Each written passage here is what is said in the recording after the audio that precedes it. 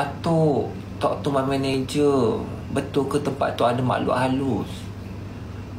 Kenapa benda tu? Cerita sikit. Okey, Papa cerita dulu kisah ni macam ni. Dengar cerita ada orang bomo. Nak cerita nak. Okey, bukan cerita apa yang terjadi dekat Tok tu manager. Kisah Ahmad, kisah Talita. Betul tak benda ni gosip tu, gosip ni?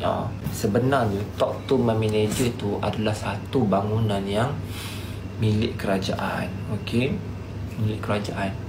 So dalam dewan tu jujurnya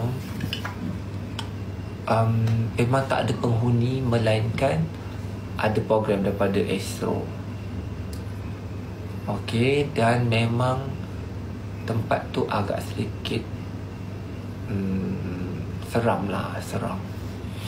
Dan Papa dia duduk kat tempat VIP, dan Papa sendiri kalau tak ada orang, Papa tak berani nak pergi. Ni jujur tak kisah ni. Ubat ke mata, ya. Dia kata Ahmad kena tu. Dia macam ni, tempat tu sendiri adalah macam ni nak cakap tempat tu kalau tak ada event, memang orang tak naik atas.